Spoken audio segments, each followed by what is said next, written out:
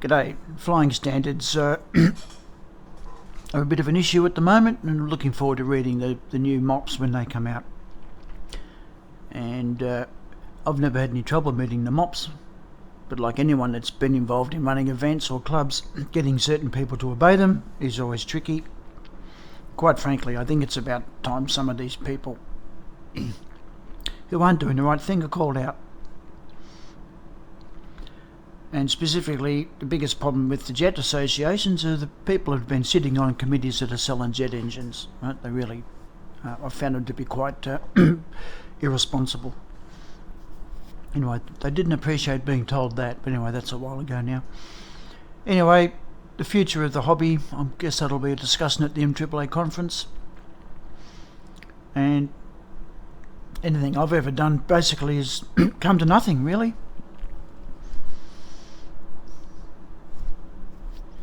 This was a fantastic event, and whilst I've done my best to be inclusive and get it going, it's basically a great scene fucked up by dickheads. Whether we can get it back or not, I don't know, but I'm going to have one more go. I would have been quite happy to have VMAA paraphernalia and signage on my planes at these, because that's just a great fishing ground for aeromodelers motorsport events. But that was just blocked by the Chislett Harris, and also Gunts, sort of, when all those people were running VMAA. But that style of leadership's sort of gone now, you know. It's about time. It's a bit still hangs around at P and Darks.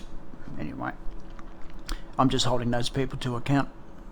They've had a bit of a go at me at times. I say run the club better, because it's not being run all out well.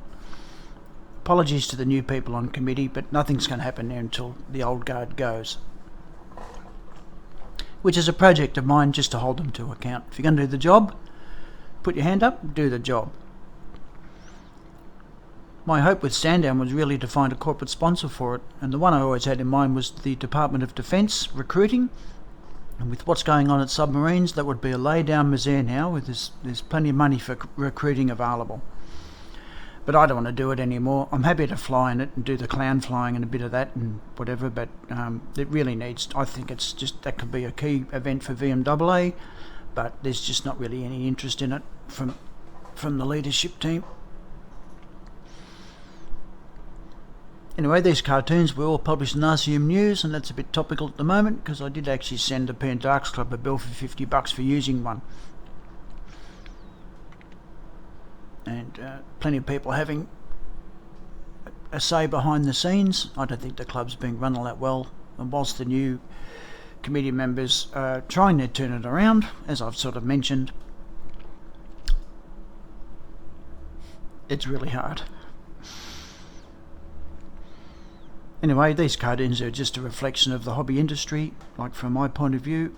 Someone that's always been interested in promoting it and also teaching people to fly, giving them a good experience when they come. But I've done my time.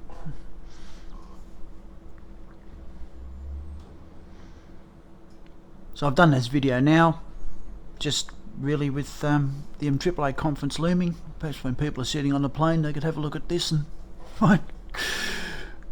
Just, you know, if you can learn from the past and apply it to the future, that's sort of what the intention is. You know, back to Sandown, like just with free flight. I mean, I was lucky enough to go to Nationals when free flight was there, and you've seen the amazing sort of skill that's involved with that, and to the same extent control line. And incorporating those two events at Sandown was always like a dream of mine, and it's still sort of possible to a small point. Because aeromodelling, whilst my interest has always been radio control, aeromodelling, all facets of it, pretty much deserve a bit of promotion, a bit of good promotion. I've never been one for hiding out in the boondocks.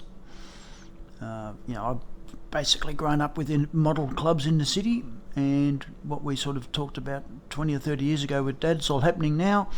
There's very few inner city clubs left, and model aviation is heading the way full-size aviation is, and that's with aircraft weights and sort of categories and stuff like that. So it'll be interesting to see where the hobby is in the next 10 years. I think it'll exist, but I think it's just going to get smaller, a bit more specialised, I think we're going to end up a bit like the model train people. Except you're going to have to drive an hour and a half from the city to fly one of your bigger sort of aircraft. Anyway, that's it, and I'll be plugging away at the RCM News Edition 160 to raise sponsorship for an air race meeting, so that's still a work in progress. And yeah, this radio right here, this really worked. Maybe it'll happen again.